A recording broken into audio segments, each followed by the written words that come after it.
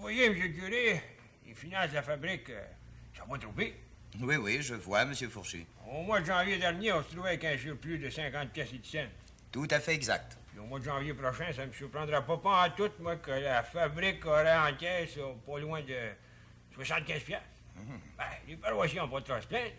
Est-ce qu'il y en a qui trouvent à redire contre le financement? Non, mais vous savez comme moi qu'on aurait 1 million de côté, il y en aura toujours qui jaspineront, hein.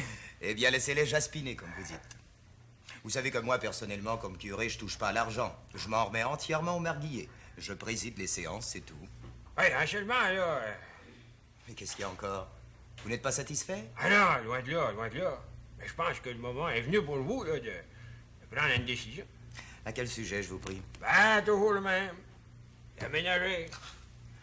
Une ménagère. Une ménagère. Ah oui, je comprends que ça vous fatigue.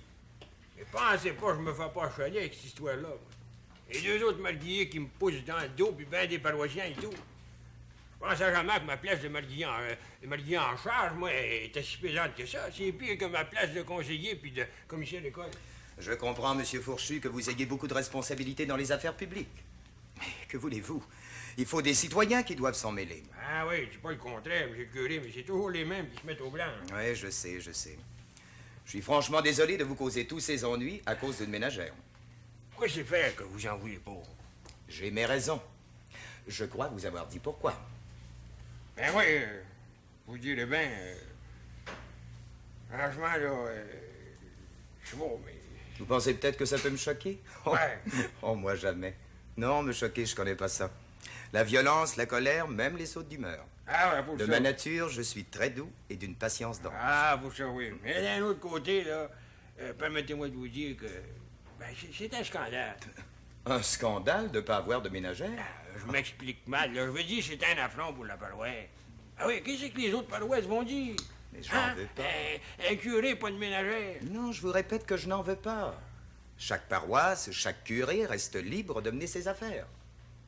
Ah, je respecte votre opinion, M. le curé. Et faites-moi plaisir, qu'il n'en soit plus question. Ah.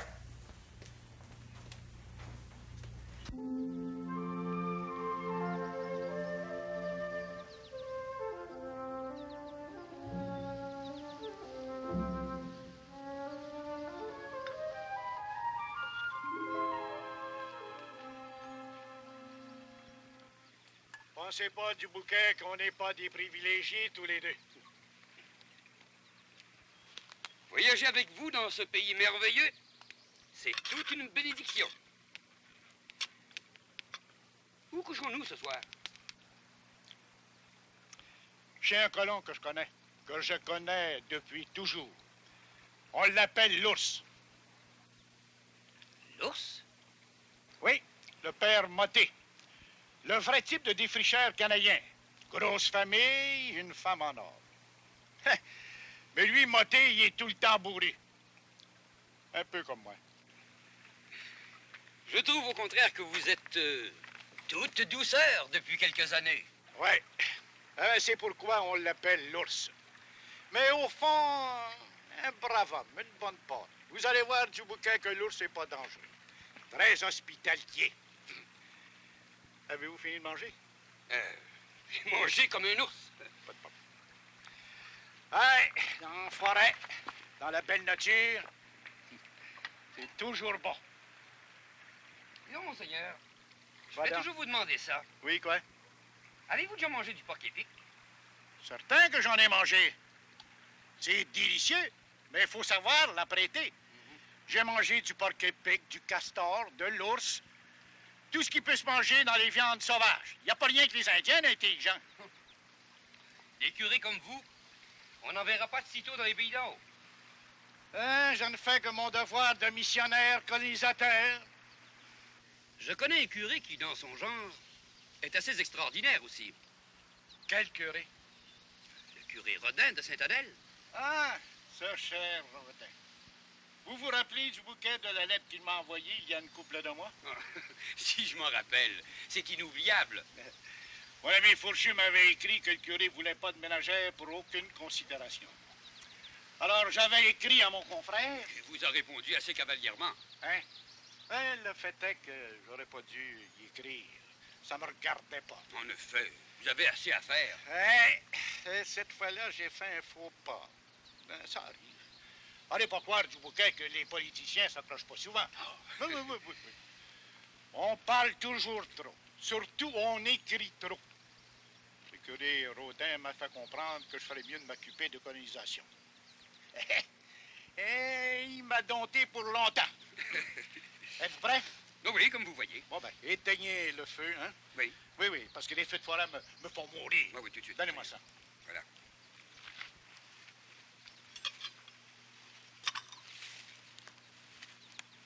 C'est ça. Elles sont franchement délicieuses, Madame Fauchu. Oh, j'avais assez peur des manquer. Allons donc, vous êtes une cuisinière incomparable. Vous êtes bien aimable, madame. Des petites fraises des champs, là, chez nous. Ben, ça pousse comme ça. Les enfants se font un plaisir d'en ramasser. Combien de pots comme ça pensez-vous faire? Oh, une douzaine. Oh, my lord, que je suis heureuse. Oh, je ne sais pas comment vous remercier. Parlez pas de ça, madame. On vous en doit assez. Oh, me voyons donc. Mais l'argent n'a aucune valeur auprès de ces délicieuses confitures faites avec des belles petites fraises des champs. Ah, chez nous aussi, j'en fais. Mais avec ma trolley d'enfants, je vous dis que ça dure pas longtemps. Oh, je comprends. Voici le courrier. Oh, my lord, les bras chargés. Mais te penses-tu le postillon de la reine? Pourquoi pas, hein? Oh, enfin, j'ai reçu mes livres de France. Tu achètes toujours des livres? Ah ben oui, c'est ma passion. Oh, laissez-moi au moins une passion. Qu'y a-t-il de plus beau au monde qu'un beau livre bien relié et qui nous parle d'amour? Comme dirait un personnage de Shakespeare. Oh, pourtant, monsieur Léon, des livres, vous pouvez dire qu'il y en a dans votre grenier? Eh, c'est ma tour de merveille. Et ça ne fait que commencer. Oui, 10 livres. Et puis les grands classiques. Et puis, sans oublier les romantiques. Ah, d'ici 5 ou 6 ans, je finirai par avoir une bibliothèque respectable. La bibliothèque d'un honnête homme. Vous direz toujours pas, madame, là, que l'argent, ça n'a pas de valeur. Ah, ce sont les livres qui ont de la valeur, madame, pas l'argent. Et puis, quoi de neuf au village? Les villages, ben, ils sont dessus-dessous. Mais de quoi c'est qu'il y a? Ça jase fort, comme on dit dans votre pays, madame. Et tout ça à cause de la ménagère de monsieur le On curé. veut pas encore. Ah, et plus que jamais. Mais pourtant, monsieur le curé Rodin m'a dit qu'il ne voulait pas de ménagère. Eh, je sais bien, mais le peuple, lui, pense autrement. Quand je suis allé au bureau de poste, je suis allé à l'auberge, à la forge, au magasin général. Partout, on ne parle que de cela. On trouve que c'est une disgrâce que monsieur le curé s'obstine à ne pas avoir de ménagère. Voyons, c'est pourtant son droit. Eh, je sais bien. Mais voulez-vous le fond de ma pensée? Voulez-vous mon opinion là-dessus? Oui, laquelle? Et moi, je crois que monsieur le curé Rodin est un peu bohème et qu'il a besoin d'une ménagère. Toi, tu ne l'es pas bohème. Eh, mais avec la différence que moi, je ne suis pas curé. Il passe ta gritte. Bonjour, monsieur le curé. Qu'est-ce qu'il y a? Grande Bosine. Soyez pas trop surpris de nous voir, hein.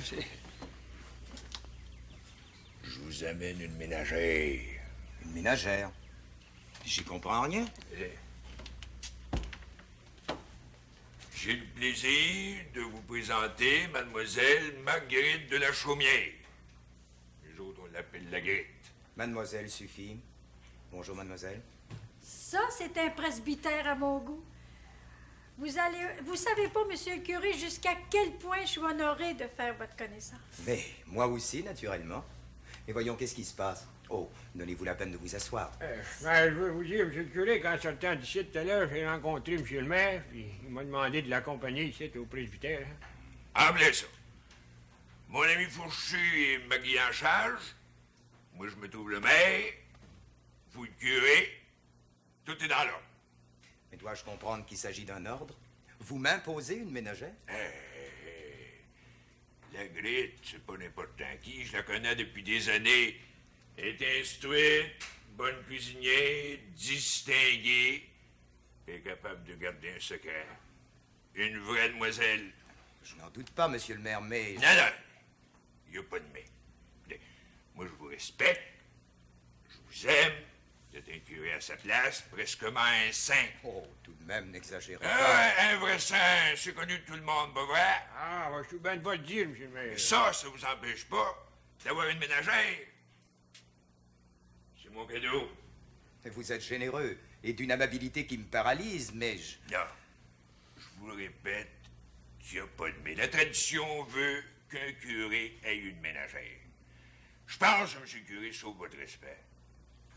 Vous connaissez mal les colons. Ah, ça, je peux vous dire... Laisse-moi finir, la guette! Même si les colons sont pauvres, ils ont de la fierté. Mais je le sais depuis toujours. Vous ne savez pas encore assez, ils ont de la fierté, de l'honneur, ils veulent pas que la paroisse tire en arrière. Pensez-vous que je la connaissais pas, la grille, comme je la connais, que je vous l'amènerais, je vous la présenterais? Ah, quant à ça, c'est pas mal vrai. Oh, mais écoutez, je suis plus pauvre que Job. Non. Parle pas de ça. Les paroissiens vont payer pour l'aménager 6 piastres par mois, logé, nourri, blanchi. Hein? Vous avez une chambre? Les chambres ne manquent pas. C'est du loup! Oh, vous allez voir, monsieur le curé, comme nous allons bien nous entendre. J'ai mes petits défauts comme tout le monde, mais je serai entièrement à vos ordres et de tout mon cœur. Le contraire me rendrait malheureux. Prenez ma parole que je me porte garant de la grette, moi. Comme contribuable, comme paroissien, puis surtout comme maire. Moi, j'ai toujours pensé que le maire, puis le curé, ça devait marcher la main dans la main. Si vous voulez pas marcher avec moi, dites-le, c'est le temps. Et qui vous a dit que je marcherais pas? C'est tout ce que je voulais. Monsieur le maquillant en charge, reste encore de l'argent dans la caisse? Ah, ben, on n'est pas riche, mais on y Ah, ben, dans ce cas-là, vous allez payer 6 mois d'avance votre ménagère. Mais vous n'exagérez pas un peu. C'est dit. Envoyez à l'ouvrage, la guette, hein? Merci, Séraphin. Eh bien, soit. Vous serez ma ménagère. C'est mon cadeau.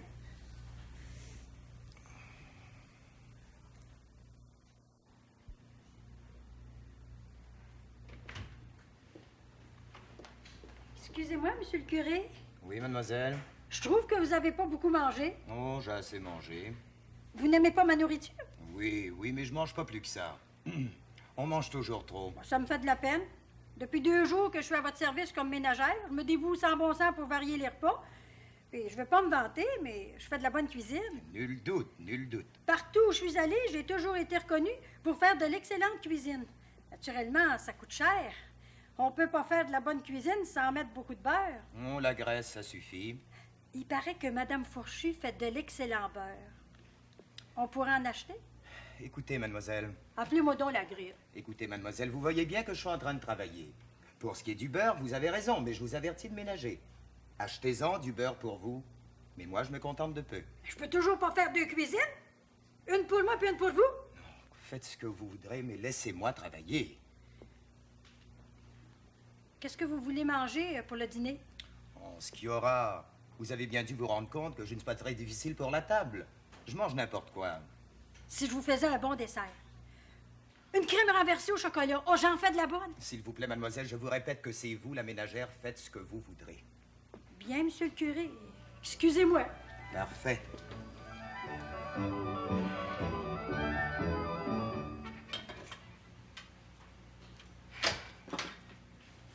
Ah, ça y est, le train est fini, là. Petit loup s'en vient, là. Ah, ça sera pas long pour le déjeuner, là. C'est de ma faute. La première fois depuis longtemps que je me lève en retard le matin. Ah, voyons, c'est pas de ta faute. On a envoyé 20 heures hier soir. Bon, mais après tout, il y a rien que 7 heures, là. Et tu je pensais à ça, moi, j'ai bien envie de faire revenir Julie ou bien Odélisca. Non, Basile. Tu sais, nos grandes filles, c'est nécessaire qu'elles travaillent en dehors. On en a besoin. Puis à part de ça, j'ai ma petite Marie là, qui grandit puis elle commence à me donner un bon coup de main. Ah, c'est pour toi, pauvre vieille. Laisse faire la pauvre vieille. Hein? Ben, il fait rien d'extra pour le déjeuner, là. Je vais manger du lard le matin. Tu mangeras de l'omelette comme tout le monde. Mange comme il faut. Ah, quand t'as ça, j'ai une grosse journée à faire. Ah, c'est bien en quoi? Je me demande bien, moi, comment M. le curé s'arrange avec sa ménagère. Ben, ça, elle devrait bien aller. Elle est intelligente, la Grite, elle est travaillante. Mais c'est quand même grâce à Séraphin, hein, si on a réussi à décider le curé à avoir une ménagère. Ben, grâce à toi et tout, comme Marguillet, j'espère que M. le curé est content. Elle est satisfaite. Ben, il pourrait toujours refuser, il était libre. Il a fini par comprendre que c'était nécessaire une ménagère au presbytère. Puis j'espère bien hein, que les paroissiens diront pas un mot. Non. Tout le monde est bien content. Écoute, 6 piastres par mois, après tout, c'est pas la fin du monde. Mais ça prenait un homme comme Séraphin pour prendre une décision. Ça prenait lui pour parler au curé. Oh, vous êtes pas chicané toujours. Ah non, non, seulement Séraphin, il a parlé avec fermeté. Poli, tu sais, mais ferme. Bon. Monsieur le curé vous remerciera plus tard. Bon, ben vite, là, vite les enfants, le déjeuner.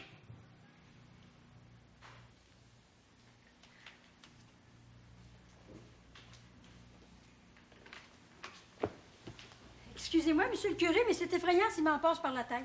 Des recettes de cuisine? Non, non, non, c'est trop banal. Moi, je veux sauver des âmes. Oh, mais je vous félicite, mademoiselle. Vous êtes une très grande chrétienne. Vous avez vu? Je sais pas si vous l'avez remarqué, comme j'aime à prier, mais un chapelet n'attend pas un autre. Oui, j'ai remarqué que vos lèvres s'agitent continuellement. La prière vient surtout du cœur. Oh, du cœur, des lèvres, de la tête, je prie. Mais ce que je voulais vous dire, c'est que je suis allée à l'auberge hier. Vous, à l'auberge? Mais pas pour boire. Eh bien, j'espère. J'ai fait la connaissance de l'épouse de Tipper. Ben, c'est effrayant ce que j'ai vu là. Et quoi donc encore? Oh, j'ai vu des hommes assez sous qui pouvaient à peine se tenir debout, qui sacraient un vrai scandale. Ben, j'ai dit à la dame que ça pouvait pas continuer comme ça, que j'étais pour vous en parler et que vous Pardon? étiez... Vous avez dit ça à l'aubergiste? Excusez, monsieur le curé, j'ai pensé bien faire.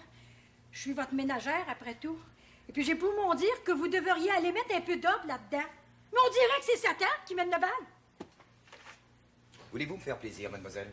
Mais oui, monsieur le curé, je suis ici pour ça, toujours à vos ordres. Eh bien, pour l'instant, je vais vous en donner un ordre. Un seul. Je vous défends de vous mêler des choses qui ne vous regardent pas. Mais cessez donc cette mauvaise habitude que vous avez de juger tout le monde. Cette histoire d'auberge regarde monsieur le maire, votre ami Séraphin. Bien, monsieur le curé, mais d'après l'aubergiste, vous avez eu tort d'enlever la liste noire. Une grosse responsabilité que vous avez prise là. S'il vous plaît, mademoiselle, je vous dis que c'est un ordre, n'insistez pas. Bien, monsieur le curé.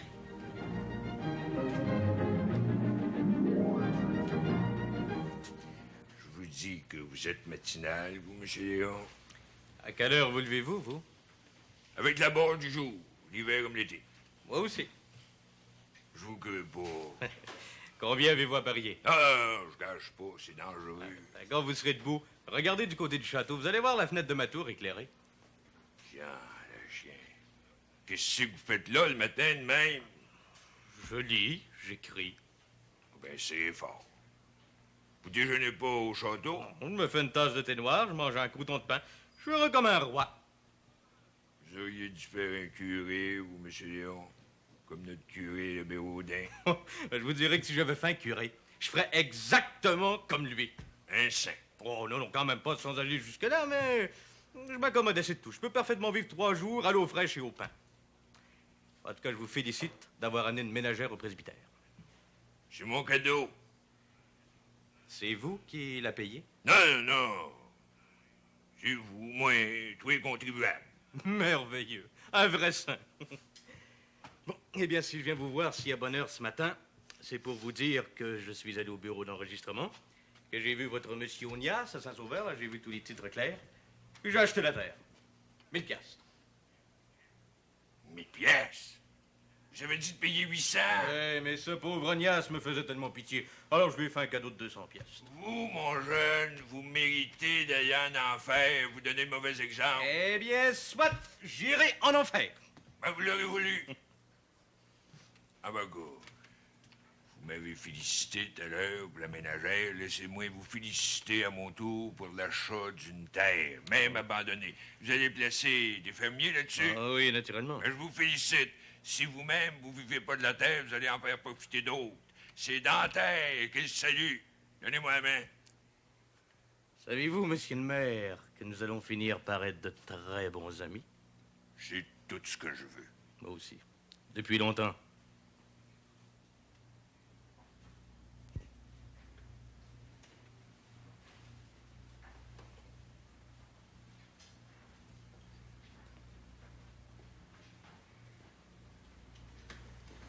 Excusez-moi, monsieur le curé, mais je viens de penser à une chose. Encore? Oui, au sujet des enfants de Marie, je trouve qu'ils sont pas très nombreuses. On devrait avoir une confrérie aussi forte que les dames de Saint-Anne. J'y verrai moi-même. Pensez-vous si je m'occupais de faire du recrutement? Tout le monde m'aime par ici. Oh, puis j'aime tant les enfants de Marie. Oh, de grâce, faites-moi plaisir, retournez à votre travail. Bien, monsieur le curé. Mais vous êtes trop bon. Vous voulez pas qu'on vous aide? Ben, je vous aiderai pareil. Parole de Grite. La pauvre fille. Un joli cadeau que Séraphin m'a fait là. Oh, Seigneur, donnez-moi la force de la supporter. Par esprit de mortification, par esprit de grande charité chrétienne, la Grite restera à mon service.